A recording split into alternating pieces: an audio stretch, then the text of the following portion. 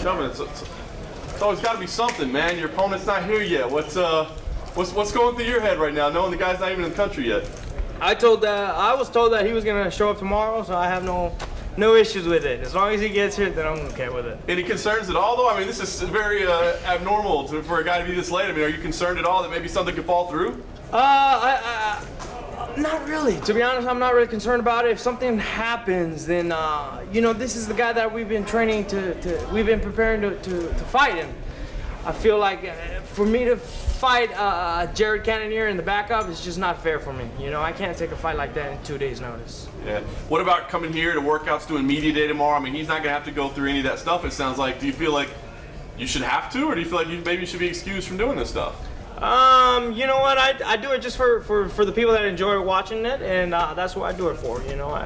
So I'm just here for you guys.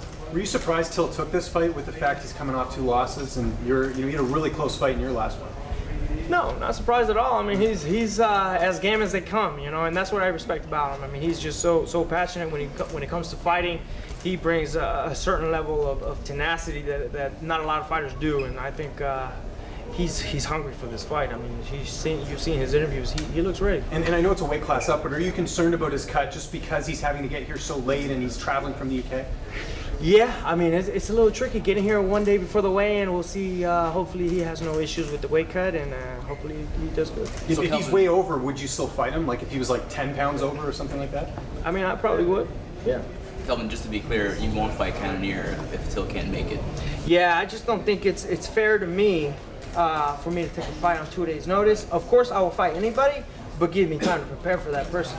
Kelvin, assuming this does go down smoothly, it seems like the stakes are being raised a little more now with Paulo Costa being injured. It sounds like, Israel Adesanya could have an opponent opening up. Do you feel like, that's kind of raised the bar here in terms of what this fight means? 100%. I think a win over this for sure. I think could guarantee me the title shot. It's not, I mean, not for sure, but I'm pretty positive. If I go out there and put a stamp on Darren, I mean, that title shot is inevitable. Kelvin, if you were in Darren's position and you weren't sure you were fighting because of all this stuff until like 2 days before, would that help you with the relief, oh, I am fighting, or would the uncertainty get in your head and mess you up in fight night? I'm sorry, repeat that? If you were in Till's position and you're not sure you're fighting until like 1 day out, does that help you because you're like, oh, I am fighting, or does the uncertainty hurt you? Oh, it hurts. I remember when Anderson Silva was flagged, and man, I was hurting in my stomach for about 24 hours because I had no opponent. I didn't know if they were going to cancel the whole event in China, and thankfully, Mike Bisping stepped up. So you got Anderson giving you issues, Rob Whittaker's giving you issues, now Till's giving you issues. Do you ever just wish you had a smooth fight week? There is no such thing, I think. Hey Kelvin, you've established yourself at middleweight now after your transition up. Darren, first time in a long time from fighting at middleweight. What aspects of moving up do you think may harm or surprise him?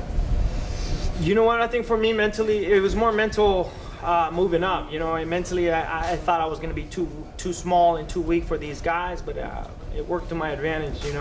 My career has blossomed at middleweight. I feel like I feel great. And if he eliminates that weight cut aspect, I mean, it did wonders for me, so I'm sure it will for him too. Are you expecting more dangerous Till than perhaps he was a welterweight? I mean, he's always dangerous, no matter what weight class. Kelvin, you mentioned how this could potentially set you up for a #1 contender spot, given the fact that Paulo Costa is out. Are you ready to revisit a bout with Israel Adesanya, or would you like more time to make adjustments? I want the title shot. Absolutely. I feel like I can be at the top of this division. Just give me time to prepare. You've given him the toughest fight, Israel Adesanya. You think you're just right there?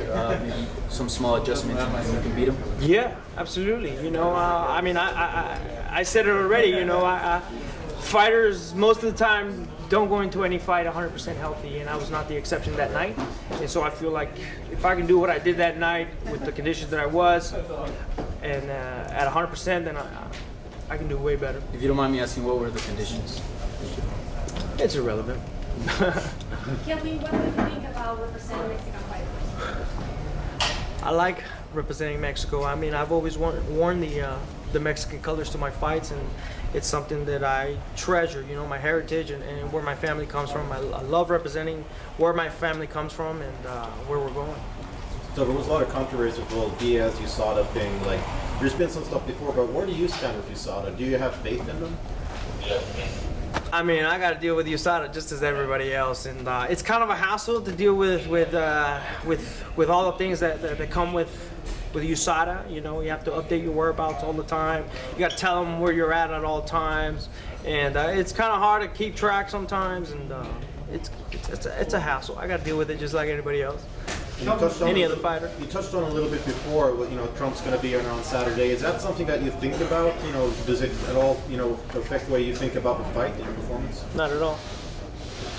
Kelvin, a few years ago, you were just a day away from fighting that Gastelum fight. You're back now. Can you talk about having the chance to do yourself in that fight? That's one of the reasons why I wanted to come here. You know, I felt like I wanted to redeem myself for what happened back then in 2016, and also because I lost my last fight. I mean, there's a lot of reasons why I wanted to fight here. Fighting here at MSG is a special place, and I'm excited. Kelvin, is there a part of you, if this fight doesn't materialize, you're supposed to fight for the belt in February, and that fight didn't materialize, and they make you fight for the interim title. If this fight doesn't materialize, and Costa is out, will you pitch them, just give me the title shot, I was supposed to fight it? It's kind of like, you know, the circle of life in MMA. Yeah, of course I will rally for that title shot, but that's ultimately not my job to give me the title shot. But it's my job to convince them, you know, go out there and make a statement and convince the whole world and the UFC that I should get a title shot. But I'm saying if this fight doesn't happen, okay, will you try to convince them to just not fight anyone else the same way they kind of made you fight? You know, now it's the reverse. You get what I'm saying? Yeah. That's an interesting question. I don't know if they would allow me to just skip the line and fight for the title right away. I don't know. Did you get a heads up at all that this was a thing that could pop up? With the visa issue or with Darren? Yeah. Yeah, I got alerted earlier in the week that he may have had some visa issues.